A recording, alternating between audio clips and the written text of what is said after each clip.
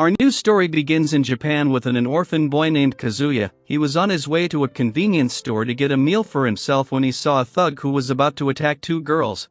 So he jumped in to save them, and in the process he got stabbed by that thug and died, but at least he was happy he saved the two girls behind him. And with that he opened his eyes in a whole new world as a 3-year-old boy named Kian. So naturally, Kane freaked out seeing himself as a whole new material, and his mother and maid thought it's a normal reaction since Kane was unconscious for a week. That is why they left to bring in some soup for him, so in some alone time, Kane at least got the gist of the situation, that he got reincarnated after saving those girls. And while checking himself out, Sylvia came in and thought Kane needed a nappy change. Well, after that, he got many answers out of Sylvia that he's the son of Graham and Sarah and has a 2-year older sister Rain. Sarah is Graham's second wife, and from his first wife he has 2 sons, making Kane the third son of a high-ranking noble. Graham is a margrave and oversees the south of the kingdom and defends against monsters with adventurers. So Kane got excited hearing all about magic and stuff, but he's still too young to try it out, so for the time being, Kane showed his ability to study and asked for some books about magic. However, they still disapproved because a person must be baptized at the age of 5 for magic, but Kane had already learned a basic spell, so after that he began to learn more about the kingdom's history, and how it was founded by the first king named Yuya, a Japanese name, and there exist all sorts of fantasy beings in this world. After that, 2 years flew by in a flash. And now Kane was on his way to the church to be baptized, and after baptism, everyone gets a status window, and Rain showed Kane how it looks, but there was a title. Kane saw that Rain admires him, and she quickly hid it. Then, they came to church for the blessings, and just as Kane took a knee, all the statue began to shine, and Kane woke up in front of all 7 gods. Where the god of rebirth told him that it wasn't necessary to stop that thug, he could have fallen down and would have been subdued by the people, so in simple words, Kane died a meaningless death. But because it was a good deed, the god of earth asked her to reincarnate Kane here, and Kane also liked his new life with his whole family here. So seeing that all the gods one by one gave their blessings to Kane, and afterwards Graham wanted to take a look at Kane's status. But Kane made up he got stomachache and ran off to see his status and saw his level was off the charts. Normally, level 5 is the highest, but Kane was at level 10. Not to mention the blessings of 7 gods and the title of God's chosen, but at least God of creation gave him a camouflage skill with which he hid all his titles, but he forgot to hide his magic power, the item box, and the judgment skill, which is also an overkill. That's why Graham asked his butler and Sylvia to never speak this to anyone else. Well, that sums it up for today's ruckus. And Kane saw a summoning book in his room and gives it a try. He successfully summoned a monster in his backyard, but Rain and Parma got caught up in it. So Kane jumped in and saved them from the monster, but he did took some damage, but nothing too serious, so he asked Rain to hide this from their parents. After that, time flew by and Kane becomes 5 years old and decided to become an adventurer, so Graham arrangements to call some tutors for Kane's training, but in his excitement to meet them, Kane jumps out of the window and falls down on his teacher, and she thought Kane needed nursing, but that was a misunderstanding. Well, Millie and Nina were both D-rank adventurers and took Kane out to the training grounds, where they got shocked by Kane's swordsmanship skill, so Millie herself challenged Kane and got tired easily. Then he showed his magic power to shock them even more. Nina and Millie got confused because the kid had blessings from both God of Magic and swordsmanship. In addition to that, he has item box as well, so they were lost as to what should they teach him. But for now they asked Graham for permission to leave the mansion or else Kane could destroy the mansion in an accident. Then after getting to a safe distance, Kane unleashed his mini fire spell, which wasn't mini from any angle and made the girls speechless, so Millie and Nina thought Kane should be tired after this big spell, and yet Kane had enough MP to cast some more. But there a fanged rabbit attacked them and Kane killed it with wing bullets. It was his first kill, so he stored it in to show this to his family.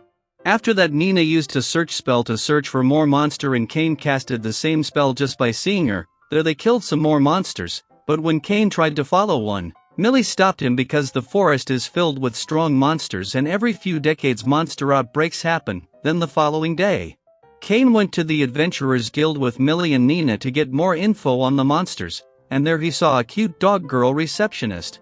She found our little Kane adorable, but sadly some goons came in and started to molest Nina and Millie right there, so Kane stepped in and beats the heck out of them and threw all the trash out. Nina was so glad nothing happened to Kane. And as time passed away, the contract to train Kane was coming to an end, So Millie and Nina were ready to leave after training Cain for 3 years, so for a parting gift, Cain hunted down a dragon and ogre to create a magic bag for them. But a soldier saw the destruction and thought a monster outbreak is about to happen and warned the whole town. So all the troops followed Graham's lead to save the town, but when Graham arrived at the scene, he saw the handkerchief with his household emblem. Then on the last day of his training, Cain gave them a magic bag that they both always wanted to purchase, but this magic bag had space that could fit a whole mansion in it, making it a national-level treasure. So many people could target them for this, but Cain had installed a security system that only 3 of them could use, making it even more precious than a national-level treasure. But still Millie and Nina were happy receiving this from Cain, and with that they goes their own way from now on. But later that day, Graham scolded Cain for a good hour and a half as he found out Cain was behind that destruction in the monster forest. So after that, Cain then continued his adventuring and hunted down a red dragon, and now that he turned 10, Cain was on his way to the royal capital to make his debut in the noble society. But through search magic he sensed a big group of monsters were attacking peoples, so Graham sent his men ahead to save those people, but it will be late before they arrive. So Cain jumps out of the carriage to get there himself, and there he saw at least 50 monsters were killing the knights, so Cain saved them all, but they were on guard. So Cain introduced himself as the son of Graham, and there his knights arrived on time to prove it, so Cain first healed all the surviving knights and stored the dead body of the fallens. There Graham also arrived and saw the carriage has the emblem of Duke Santana, and the Urson riding inside was the daughter of Duke Santana, Miss Silk, and the daughter of the king, Princess Telestia. Both beauties were still scared, so Cain used a relaxing spell to put their minds at ease, so getting impressed by Cain, both ladies started to fawn all over Cain and started to fight for him.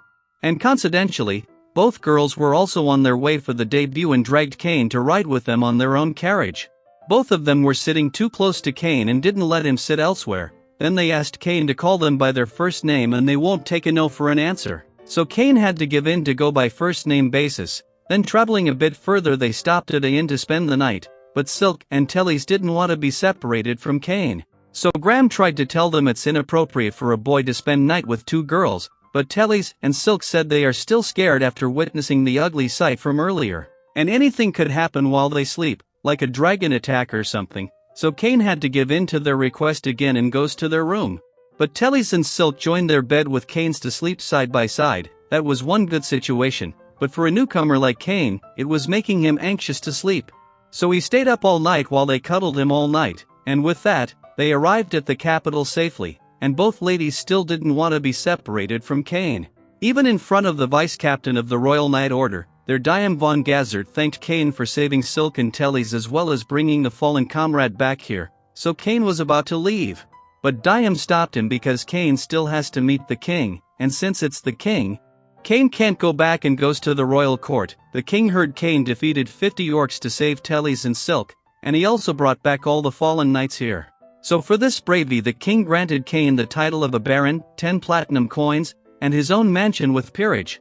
So naturally some moron would object to the decision of giving a 10-year-old the title of baron and peerage, but King silenced him and Cornyn had to back off. After that King called Cain and Graham to the parlor for a private talk, where King and Duke Eric once again thanked Cain for saving Silk and Tellys, but then both fathers offered their daughter's hand in marriage to Cain. Cain was surprised by this, so King reminds Cain of what had happened until now. So if the word get out that Silk and Tellys slept with Cain no one would marry them. That's why they want Cain to take responsibility for his action, and Graham left Cain on his own.